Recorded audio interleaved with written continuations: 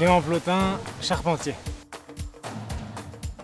Un charpentier, c'est un mec qui travaille le bois, enfin qui essaye, et qui fait les structures pour la couverture d'une maison. Et là, plutôt zag, j'aime couper à la main, suivre une ligne de coupe franche.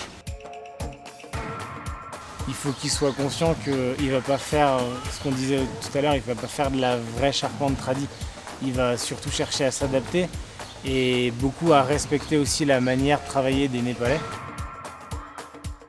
On préparait tous les bois en série à la coupe à la circulaire et ensuite on faisait de l'assemblage pièce bout par bout à bouter pour préparer notre structure, notre triangle. On l'avait mis en place sur une plateforme, on faisait notre assemblage sur la plateforme et on levait la ferme.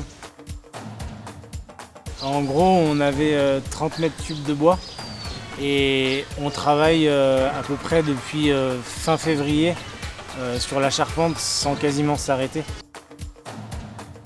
Ça s'est globalement super bien passé avec eux. Il y a des fois où tu as envie de leur rentrer un peu dedans pour les secouer parce que c'est des jeunes en vrai. Rajou, c'est le plus vieux, il a 22 ans. On pouvait manger le soir chez eux si on voulait, ou on pouvait rester tranquille dans notre chambre si on en avait besoin.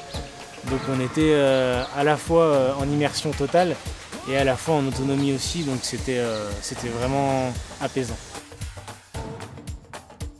3-4 fois on a fait des pizzas, dont une fois ratée, spéciale dédicace à Marco.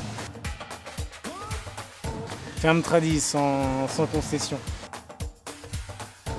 En termes de charpente, ils ont un système, ce qu'on appelle les chevrons rayonnants.